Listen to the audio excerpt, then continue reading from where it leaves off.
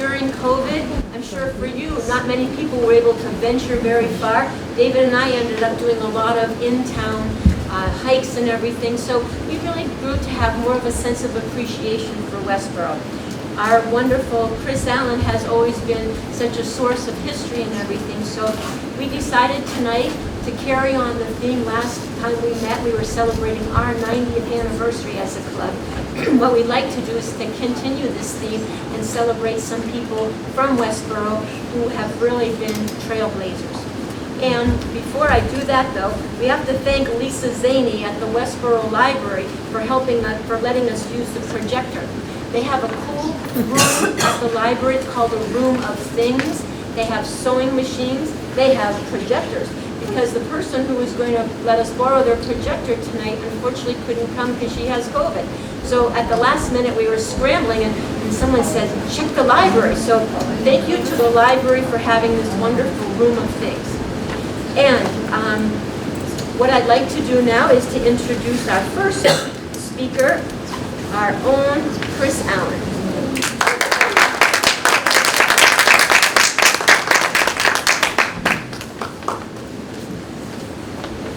Hi.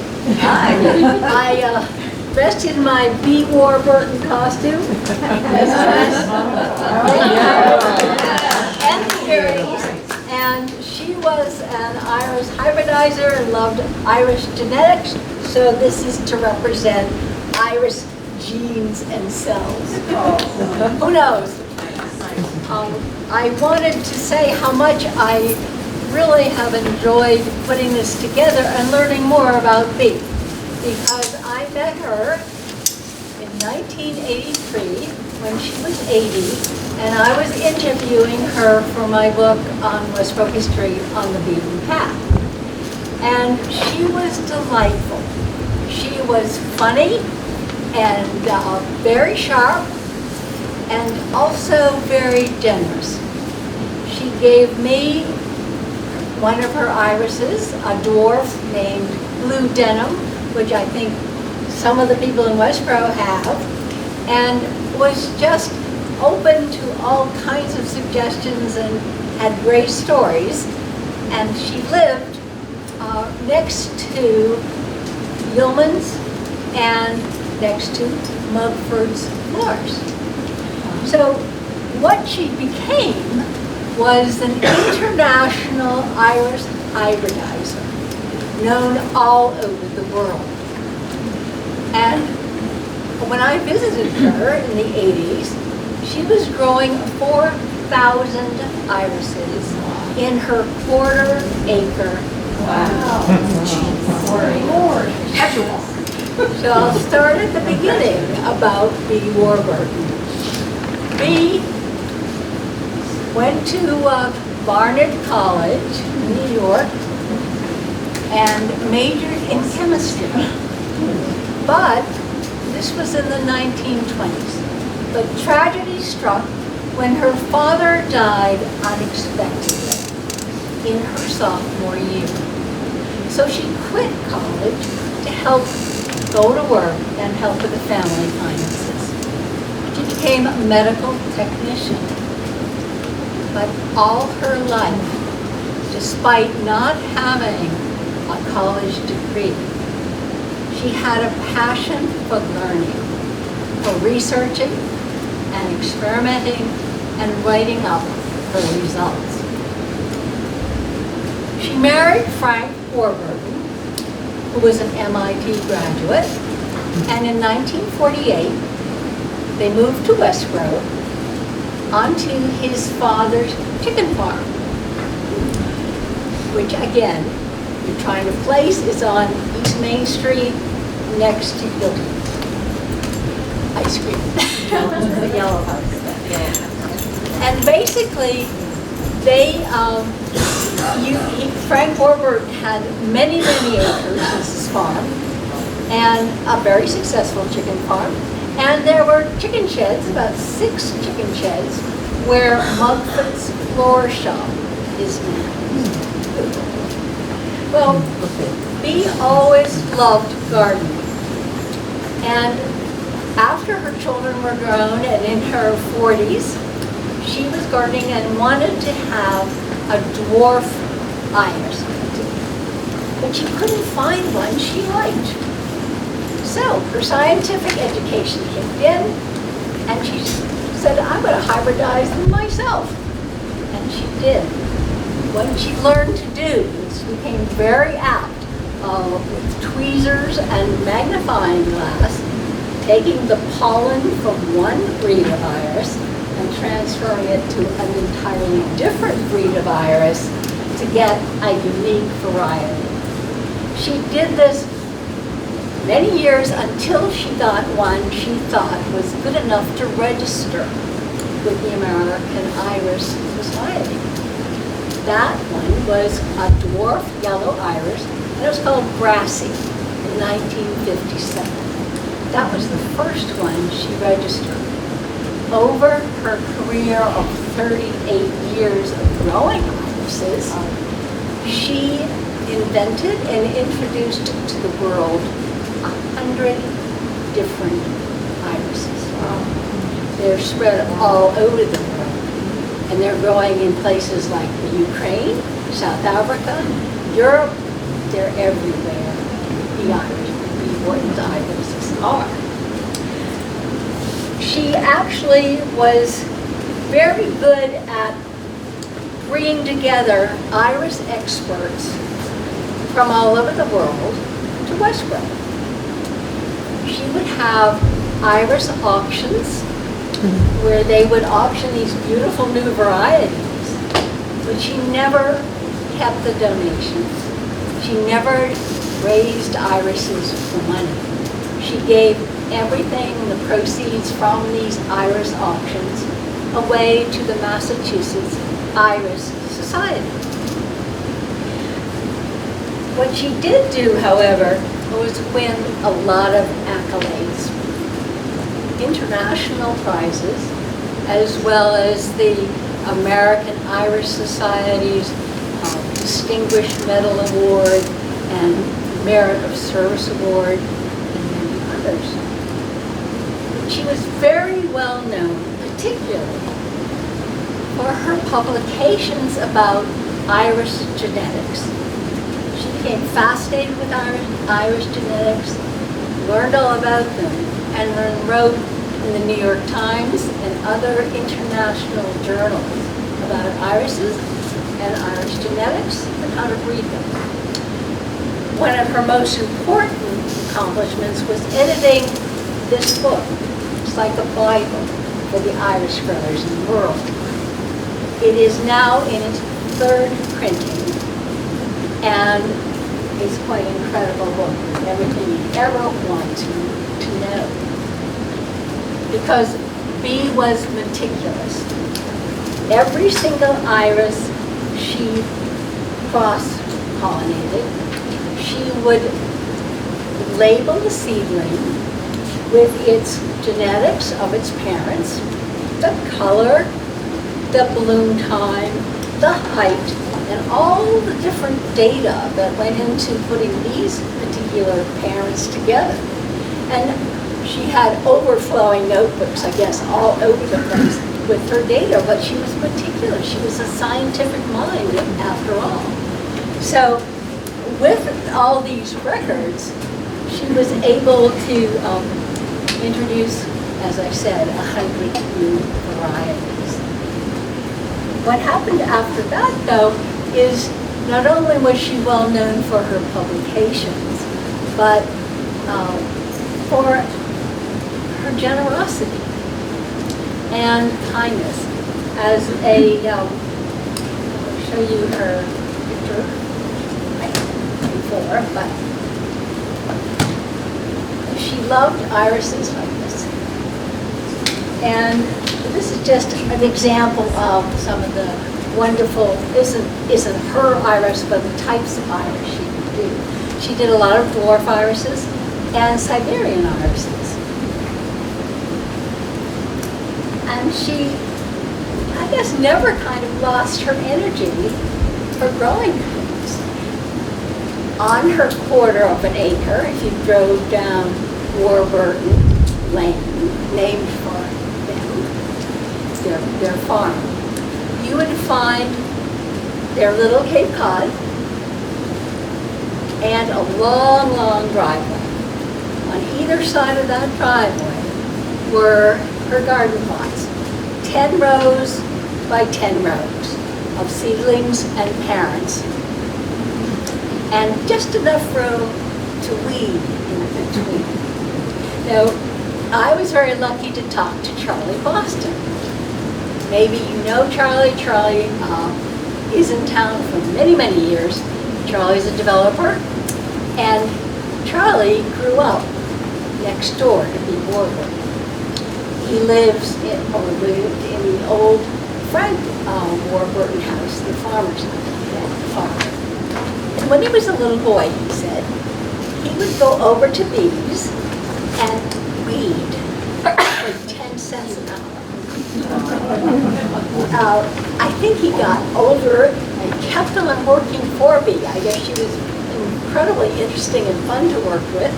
And he learned enough to be able to hybridize and work on hybridization with Bee. So he could do the manipulation of the magnifying glass and the tweezers in one of the particular chicken sheds that was dedicated to hybridizing.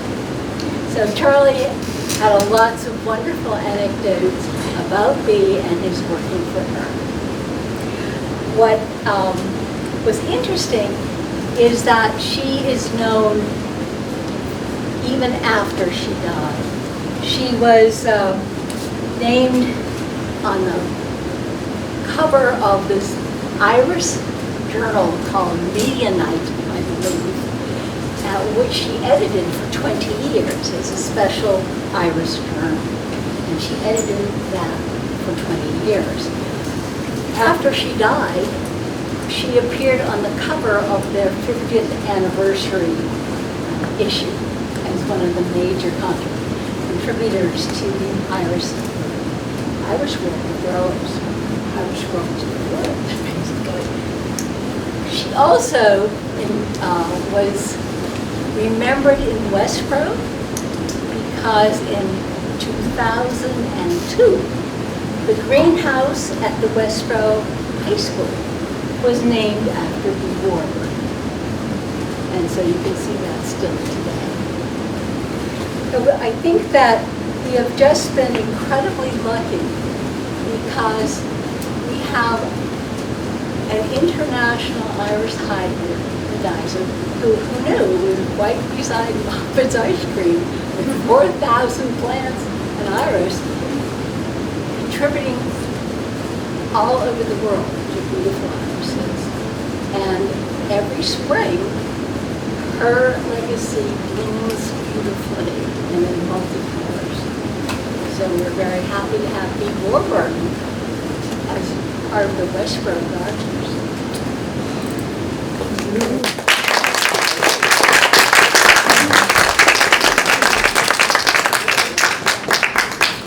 My goodness, Chris, you did an amazing job. Thank you. Giving us such a warm and personal snapshot of Bee Warburton, and so impressive that you memorized all 2 pages of your speech. It's a tough act to follow, but I don't have to memorize it because I'm actually speaking on behalf of Vicki Flanagan.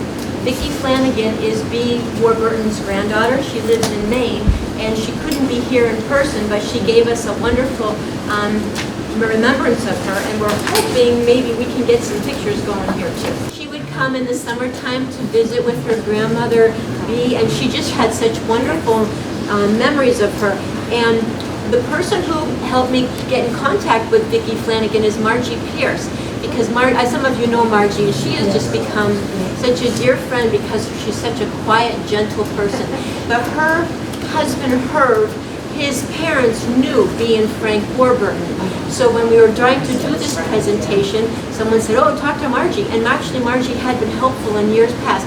I joined in 2012, and I know Elise Lupol did a wonderful job one year for the plant sale as a specialty, Bee Warburton's heirloom irises. And I asked Elise which year was that, and she couldn't remember. But I also want to say thank you to Elise for helping us remember Bee Warburton's contributions and heritage. Unfortunately, Elise couldn't come tonight, but if you see Elise, tell her thank you for us. But Margie has meticulously cared for Bee Warburton irises. They have several of them in their yard, and they've just been so wonderful about giving us information and particularly getting us in touch with Vicki Flanagan. Vicki would come, as I said, come and visit her grandparents, Beatrice and Frank, when she came in the summertime. Vicki now lives in Maine on Peaks Island, so she couldn't come in person. But what we can do is get started. Beatrice Clark Warburton was born in New Hampshire, and her family moved to Brighton, Massachusetts when she was 4. After graduating from girls' Latin school, she went on to Barnard College to study chemistry, as she hoped to be a doctor. But unfortunately, as Chris mentioned, her father died suddenly in a tragic accident, and with 6 young siblings back in Boston, she left school to help her mother. And this was an interesting note that Vicki mentioned, because it shows Bee's persistence and perseverance.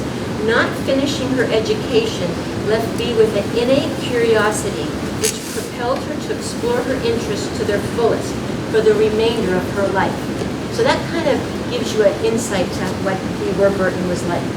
Well, I hope you can see this, because this is what helped motivate Bee. When she was young, she admired the tall, light lavender bearded iris that grew along the side of their house.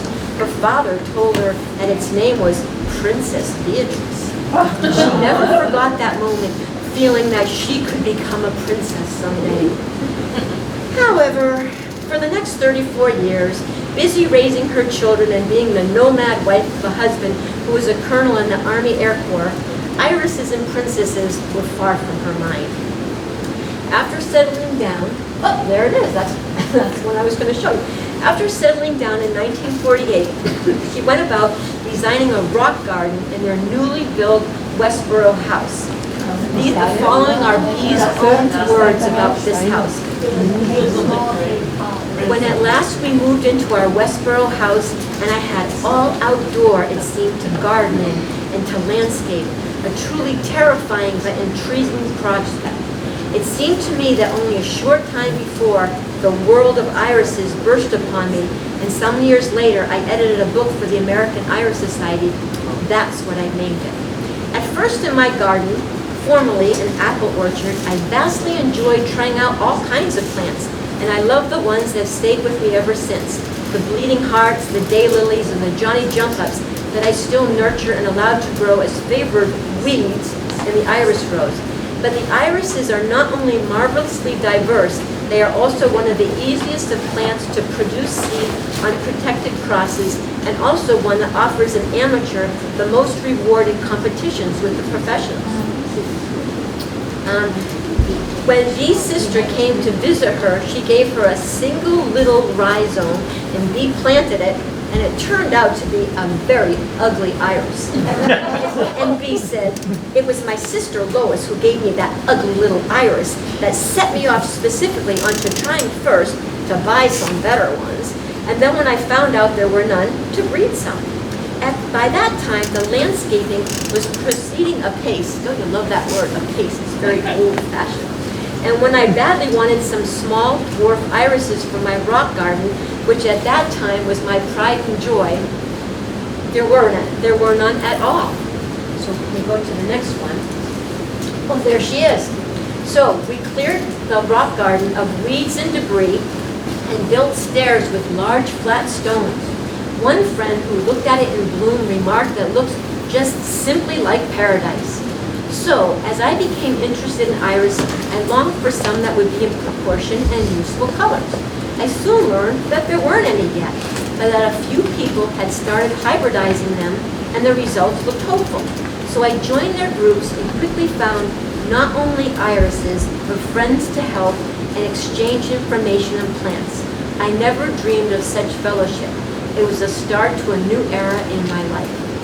I just thought that was beautiful, because that's the reason why so many of us join the garden club. We love to get our hands dirty, but we also love the camaraderie and the friendships that we have. So Bee's reading, okay. Bee first tried buying seeds, which turned out to be a bad way to get good irises. Then she made some friends with the leading hybridizers of the day, planted a dwarf iris test garden, and started hybridizing her own irises. Bee said, "My first major project was in producing these new dwarfs, and they proved to be perfectly fertile. This proved to be a rewarding project.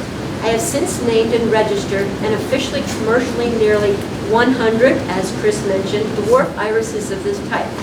I spent the next 38 years, May and June in the garden pollinating, summers in the garden weeding, winters writing letters, articles, editing, cutting stencils, and running the mimeograph machine." Everybody remember that?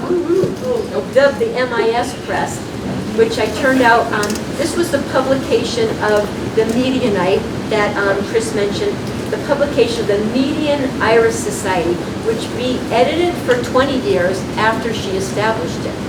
Can we show the picture of this Brassy that Chris was talking about? She continued hybridizing the smaller irises, and in 1957, she registered the first iris that met her standard, Brassy. Boy, does that sound like an appropriate name, huh? A strong, growing, cheerful chrome yellow, standard dwarf bearded iris, still popular today. It won the Cook Medal in 1969, and David helped me look this up. This was what Chris was mentioning too. This Cook Douglas Medal is the highest award given by the American Iris Society for the standard dwarf bearded iris. Bee not only, I think we changed the number, Bee won this award 7 times. Wow. By the late, at her peak, Bee, as Chris mentioned, had upwards of 4,000 seedlings and parent irises, which she planted yearly, neatly laid out in nicely weeded rows, and are hybridizing well under the way. The rock garden, a neglected, distant memory. Can we do the picture of Bee? The next one? No, that was already got records for this. Okay, oh, that was it. Okay, and then when Vicki was a child, in early spring, when the Virginia bluebells and bleeding hearts were in bloom, she would climb those stairs of large flat stones and pick flowers for her grandmother's den, where Bee frequently sat at her desk, typing away for the Medianite. As Vicki approached, she could hear the usual tap-tap-tapping. Vicki knew what Bee would say when she presented the flowers to her. Bee had said it many years before and for years after. "I prefer my flowers outside." Bee would smile, and Vicki would smile back. "I know," Vicki would say. Bee would retrieve the vase on the kitchen shelf, fill it with water and the flowers, and put it on her desk. This was a special grandmother-granddaughter connection. Vicki had been told that not many dwarf irises bred today are, I'm not saying that right. Vicki had been told there are not many dwarf irises bred today that do not have some of Bee dwarf iris's DNA in them.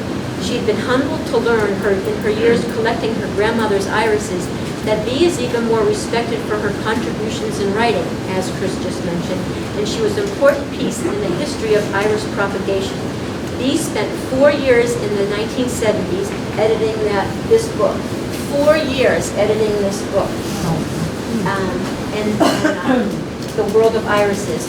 She is among the best sources, and Vicki vividly remembers her grandmother working on it. This book is still considered to be the best sources of iris information. Bee was asked by Donald Wyman of Harvard Arboretum to write a chapter in his Wyman's Gardening Encyclopedia. She was featured in many publications, Yankee Magazine, Reader's Digest, the book of Buffs, Masters, Mavens, and Uncommon Experts. Cool title. Classic Irises and the Men and Women Who Created Them, Inventive Yankee, On the Beaten Path, written by a certain person, and many more, 2 memoirs to make. She was and still is considered, as Vicki says, a rock star in the iris world. Most of, here we are. Most of these years working with irises were spent hybridizing dwarf irises, the smaller one. However, she also worked with Siberian irises and other bearded iris classes. She named irises after many family members as well as family dogs, but mostly based on the appearance of the plant and how she perceived it. This one is named after her dog, Tyke. And then this is a beautiful picture, but the one that comes next is really special.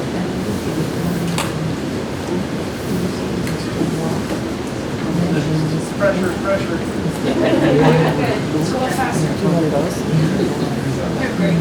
This one, and this one is so beautiful, and it's named Vicki Ann for her granddaughter.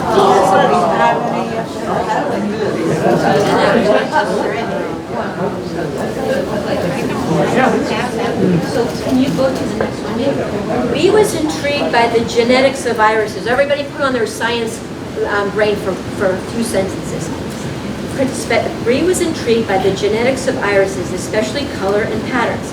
There is a pattern in bearded irises called plicata. Most of the petal color was white with a trim of blue or purple. Bee was interested in what would happen if you crossed a plicata flower with a white flower, and what would happen if you crossed it with a purple flower. In the process of her experiments, and corresponding with other leading hybridizers of the day, she found there was a gene that had 5 possible mutations. One of them was luminata, which was something completely different that had only been seen in one iris before.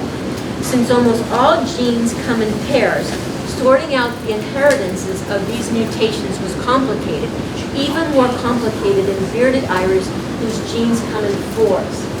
Now this is hard to see, but this is amazing. Bee chose the name luminata for the pattern in the black star of this iris after consulting a linguist to help her pick that name. This pattern is where the style is part of the flower. Maybe Glenn can tell us about that in a minute, are white, and the center of the flower is white. So when you look at it, it's as if it was lit from within. And then, this is the most classic, most dramatic one she did because it's called Black Star, the darkest color, most dramatic. But then there's another one. Some of the results of this work were a series of irises with this luminata pattern. Which one is this one? Rosy Lulu, Violet Lulu, and Lilac Lulu. And each of them look like the light is coming from inside. This was quite an achievement. Today the luminata pattern is much more common. But it is said that without Bee's work on it, hybridizers might not recognize these patterns today. She was very good at taking these complex genetics and putting them out there for all to use and understand. It takes at least 2 years to see the result of a cross between 2 irises. Wow. And every year brings new results. There she is. Bee was always looking forward to next year's bloom and wonders it held.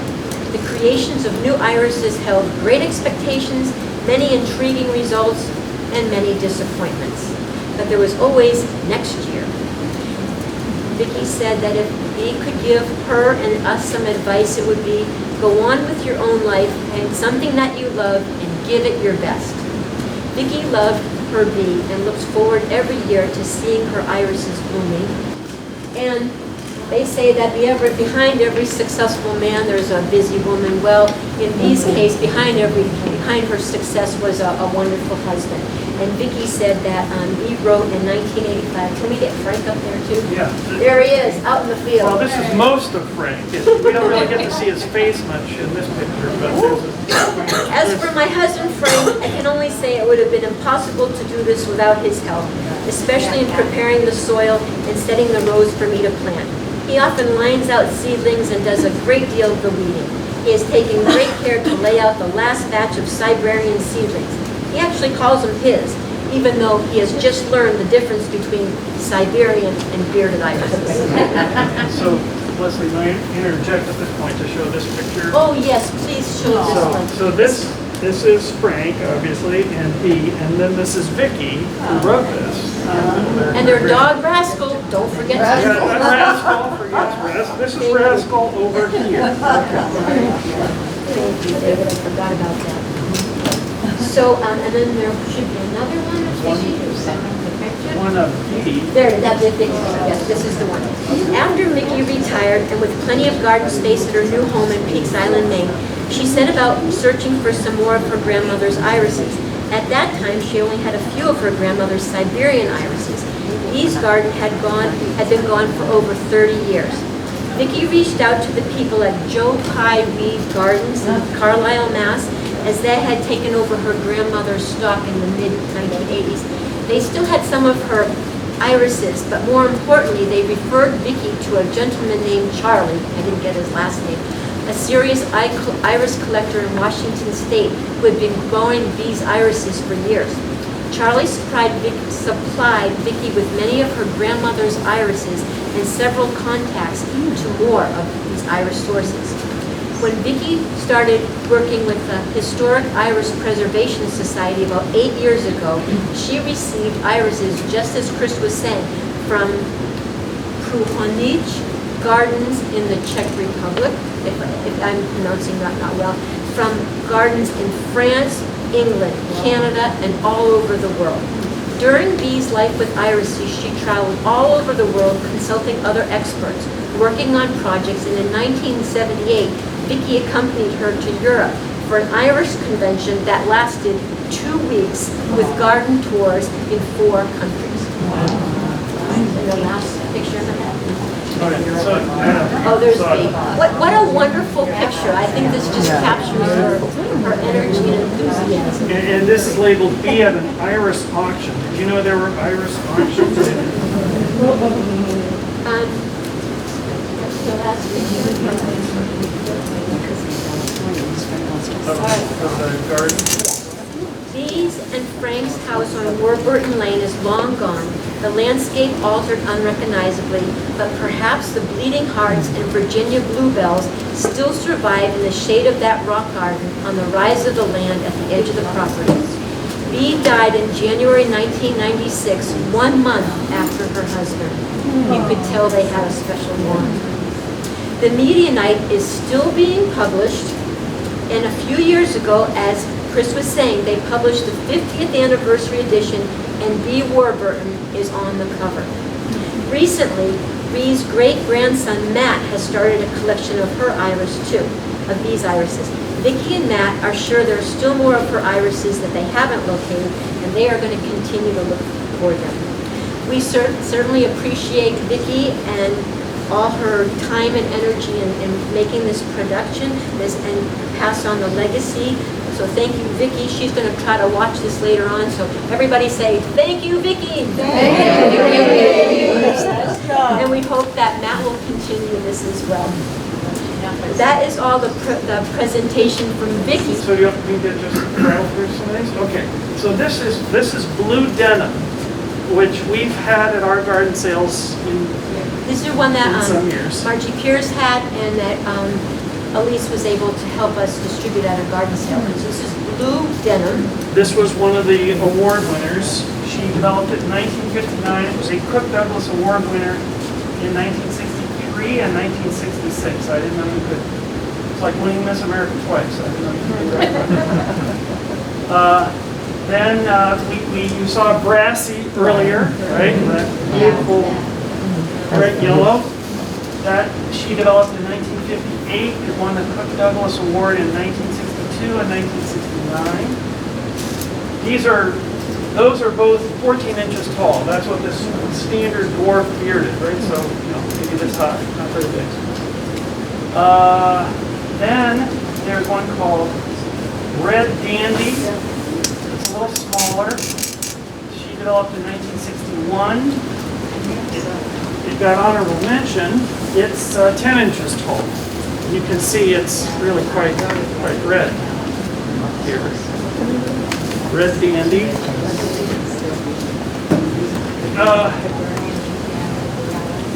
And here's one called Favorite Song from later. She developed it in 1984. This one is taller. This is an intermediate bearded for you iris aficionados out there. So it is about 23 inches tall. So this is much taller. Yeah, blue with kind of an orangey center, in the middle. This is called Favorite Song from the 80s.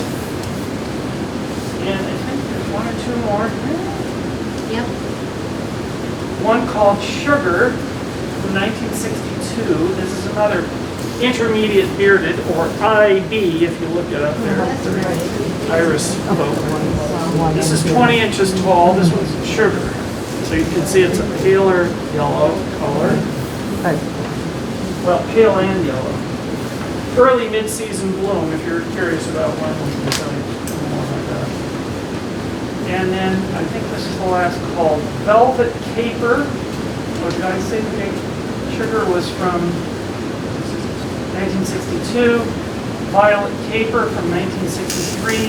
This one is another standard dwarf bearded SDB, 12 inches. Beautiful, rich color.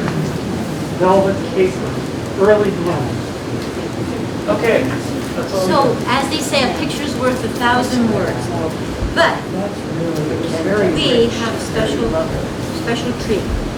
We have received iris donations from Vicki and from Margie Pierce of 3 of the dwarf irises, Red Dandy, Blue Denim, and Nebraska. And we're going to ask our expert iris purse grower, Glenn, to come up here and just do a little bit of a tutorial on how to plant these. Tutorial. Can we turn on the lights? Yeah, Thank you. I'll cut it to the lights. So you give one tour and then you're expert, I guess. There we go. This is one of these irises. This was, it's likely the one that's on the back of the program, actually. The deep purple red. It's definitely a dwarf iris there. So this is the rhizome. Kind of looks like a ginger root. Actually, the green, this is a fan of leaves, it's called. And if you ever buy these through the mail, this is how they come. They're bare root plants. And I've bought quite a few over the years. I've been growing iris about 37 years. I started at my first house. My mom back in New York had dug up some of the heirloom type irises, the kind of the pale purple that you see in old houses nowadays. And they had been sitting around in a pile for a few months. And I didn't have any flowers, so I said, I'll take these up and throw them on the ground, see what happens. And like, I was amazed the next summer, I wasn't even sure if they were alive. And I had this whole plot of like 10 by 10, and it was full of these irises. That impressed me. And then I got in trouble because I started looking online and seeing what else there was. So I'm sure I bought at least 100 kinds, which I think I still have at least 50 growing. I don't always get to pay as much attention to them as I should, so they get overcrowded. You're supposed to divide them every 3 to 5 years. And usually I don't get around to it, so I have a lot of these that are very crowded. And hence the garden tour that I mentioned where I thinned out some of these, but there's still a huge amount, so I'll probably do it again next year for anyone who's interested. Some of those are going to wind up in gardens around town, so you may see them in your travels. And I guess like Bee, plenty of failures too, not just getting crowded, but you can get various diseases. The worst is called the iris borer. You get these big, fat, ugly worms digging tunnels in your rhizomes. I don't think I've ever seen it kill a rhizome, but it can be so bad that you just give up on it, dig it up and throw it out, or you can dig them up and kill the worms, either manually or soak them with bleach solution. But then it takes a year or two for the thing to recover and bloom again. So sometimes just say, I'll just buy some new ones. Some years ago I had read that if you took off all the old foliage and kept your garden clean, you wouldn't have a problem with the iris borers. More recently I've seen that they recommend a pesticide. So if you're going organic, I'm not sure what it is, but the recommended one was called Merit, which is what you put on your lawn grass to kill grubs, basically. Scots, the grub killer, that sort of thing. And that's what I do now, and I haven't had the borer problem for a few years now. I did get quite serious infestations of them before I started doing that. That's probably the worst one. You can get some bacterial rot if you keep them too wet. You're better off too dry than too wet. They're good to plant on a slope or in a mound so that it gets good drainage. And you can fertilize when you plant. And after that, in the spring, just after they bloom, and just early in the spring, I should say, and then later in the summer after they bloom.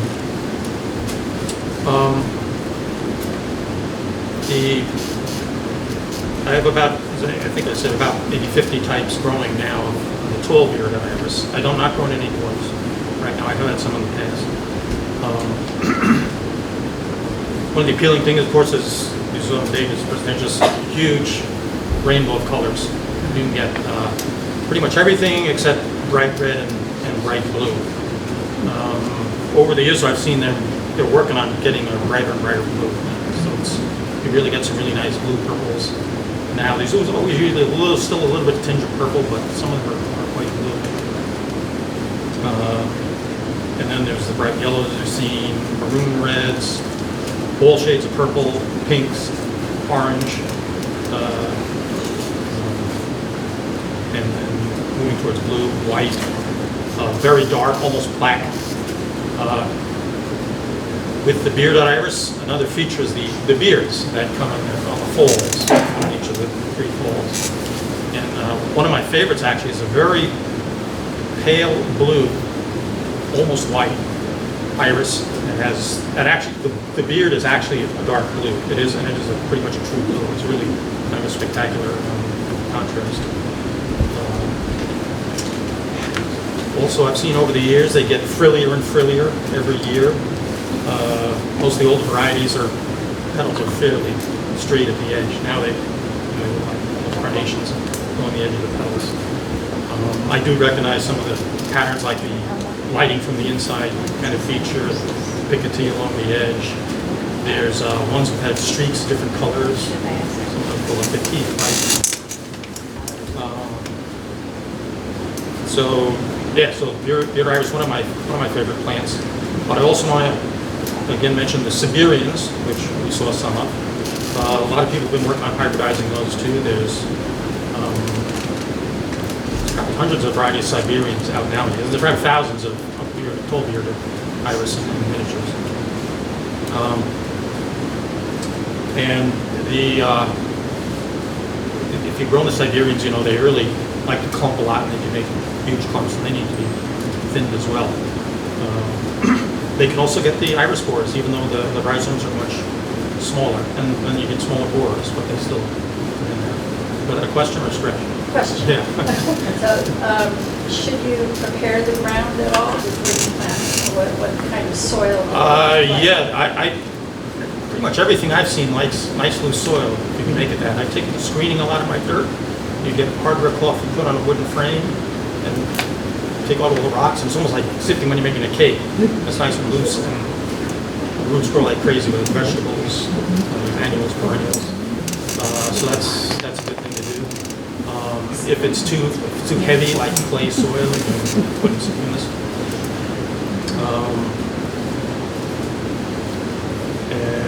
And then if you get it, just keep it well drained. Don't put in huge amounts of organic material.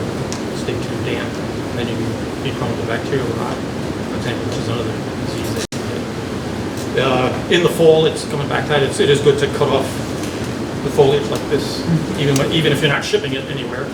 You leave it in your garden. That helps keep it clean and gets rid of old foliage that might have spots on it or be browning and be picking up fungal or bacterial diseases. So, yeah, maybe 10 kinds of Siberians. Some of those are really cool. I have a navy blue one that's really intense color. Another one that's a lavender, and I think it's a lavender standards and purple falls, maybe nice contrast. May have some of those at the lights in the spring, or give some away in the summer. And also want to mention the Japanese irises. Now, both the Japanese and Siberian like to have wet roots. If you go to nurseries, sometimes you see them actually growing in ponds. But they don't have to. I have them all on dry land, although I have it in damper areas of the property. The Japanese has a more limited color range. It's pretty much white, purple, or pink. And the pinks are more recent and less common. But they can be literally this big around, and these big floppy falls and very small standards sticking up. So it's really impressive. And they spread and group kind of like Siberians. So it's kind of like a Siberian with a huge flower. And I've been very impressed with those two. I have one that's a little white falls and just these little purple standards sticking up, and when you get like 6 or 8 of them bloom at once, it's like just a beautiful display all the time. So some of these you may get to see next. Now, probably about the last week of June, those are going to bloom. Unfortunately, it doesn't really overlap with the tall beardeds. It should be more mid-May to early June. So I have to decide which one we'll see. But we'll see something. Some irises. There's just always a question on how deep to plant them. Oh yeah, I forgot. That's the reason I brought this up here. So yeah, the saying is there should be like a duck on the water. So kind of see. So this, like the top half of the rhizome should be showing. If it gets too deep, it won't flower. It may even rot. They like full sun, 6+ hours, which helps keep them dry and get them to bloom. Sometimes, as I found, you have it planted in a good spot, and then the tree next gets bigger and bigger, and it gets less and less sun, and eventually they stop blooming, even though the foliage may still look quite healthy. So if you have some on your property that say, "Yeah, the thing never blooms," put it in more sun, and it'll probably bloom, if not the next year, certainly the second year.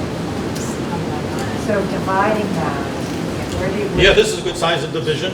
Yeah. You know, you want at least one stalk and And the rhizome, have one rhizome. yeah, so this probably came out of a group that was maybe yay big, and you just cut off these pieces, and then you have 6 of them. Just start giving them away. So you can just break them too. You can break them, you can cut them with a knife. Depends. These are, I don't know if this might be because it's a dwarf iris, but I mean the tall bearded, some of them are this, you know, like a big ginger, thick. So there you may want to use a knife instead of snapping. Okay. 5 minutes.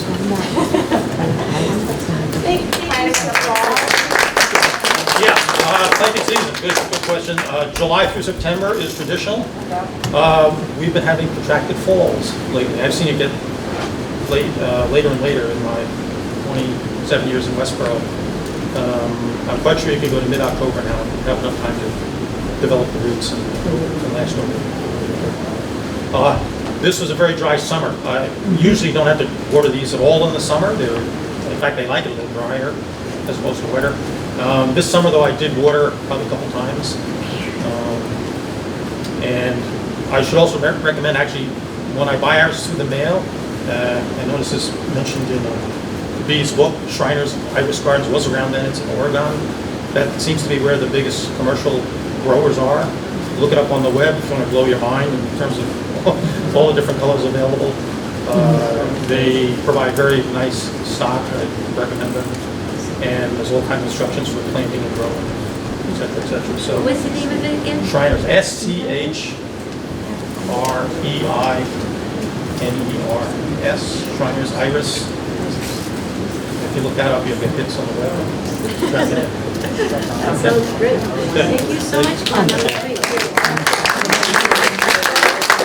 Now that you've learned about the irises, now we have a special gift for you. Some of the last ones, the favorite song, the Sugar and the Velvet Caper, they are going to be planted at the Gateway Garden as a heritage for Bee Warburton. Boy, I think I'm getting tired. But we have iris donations from Vicki and Margie Pierce. Underneath those bags in the back, there are 3 bags on one table, 3 bags on the other table. Those are the red dandy, which are actually a deep purple, the blue denim, which is the tiny little one, and the brassy. So we're asking everybody to take maybe 3 or 4 of them home with you. There are little bags there too. And thank you for being part of our Westborough tradition. Thank you all for coming. Again, thank you for Chris.